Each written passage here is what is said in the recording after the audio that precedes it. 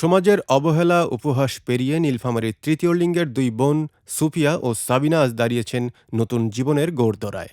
একসময় যাদের বাঁচার ভরসা ছিল হাত পাতা, আজ তারা নিজের দোকানের মালিক। বদলে যাওয়া এই জীবনই প্রমাণ করে সুযোগ পেলে সবাই ফিরতে পারে মর্যাদার পথে। নীলফামারী সদর উপজেলার ধোবাডাঙ্গা এলাকার এই দুই বোনকে জমি, দোকানঘর এবং ব্যবসায়িক মালামাল উপহার দিয়েছে নীলফামারীর জেলা পরিষদ। দেখা যায় যারা রেল লাইনে সহ বিভিন্ন জায়গায় নতুন কারো ছোট বাচ্চা হলে সেখানে গিয়ে তাদের একটা উপদ্রব তৈরি হয়। সেটা কিন্তু এমনি হয় না। আমরা যদি আমাদের মেইন স্ট্রিমে না আসে, তাদের যদি কর্মসংস্থান না থাকে, তখন তো মানুষ অন্য পর্যায়ে যাবে। এবং তারা অলরেডি দীক্ষিত, তারা মোটিভেটেড, তারা চায় কিছু ভালো কিছু করবে এবং তাদের নেতৃত্বেই অন্যরা, তারা যখন প্রতিষ্ঠিত হবে, অন্যরা যারা অন্য পথে আছে তারাও এখানে চলে আসবে।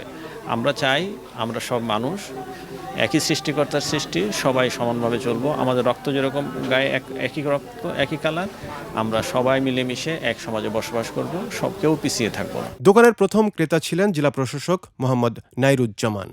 এজন্য শুধু একটি লেনদেন নয়, বরং সমাজের প্রান্তিক মানুষের হাতে সম্মান তুলে দেওয়ার প্রতীকী মুহূর্ত।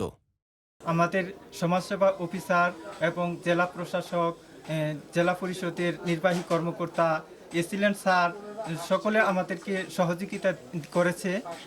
এখন আমরা এই ব্যবসাতে যাতে সফল হতে পারি, এর জন্য সকলের কাছে আমি দোয়া প্রার্থী। সমাজ যখন পাশে দাঁড়ায়, তখন সম্ভাবনার দরজা খুলেই যায়। যারা একসময় সমাজের বোঝা ভেবে রাস্তায় রাস্তায় ঘুরে বেড়াতেন, আজ তারা নিজের দোকানে পরিশ্রম করে আয় করছেন।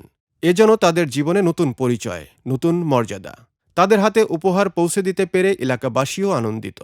সবাই আশা করছেন সমাজের সব স্তর থেকেই তারা এমন সহযোগিতা ও সহায়তা পাবেন। আমি চাই আরও 64 জেলার তৃতীয় লিঙ্গে যারা আছে তারা যেন সমাজে সুন্দরভাবে বাঁচতে পারে, তারা যেন মানুষের কাছে হাত পেতে ছোট না হয়ে সমাজে মনে করেন লেখাপড়ার পাশাপাশি যারা লেখাপড়ার সমর্থ নাই তারা মনে করেন চেষ্টা করবে যে পরিশ্রম করে বেড়ে উঠবে। আমাদের এলাকার জন্য যে তৃতীয় লিঙ্গের যে দুইজন আমাদের বোন সমতুল্য হবে, এরা জেলা পরিষদের পক্ষ থেকে তাদেরকে যে সহযোগিতা করা হলো এবং দোকান এবং ঘর দেওয়া হলো, এটা নিয়ে খুবই আমরা খুশি এবং বাজারে যে দোকানদার সবাই আমরা তাদেরকে অভিনন্দন জানাই।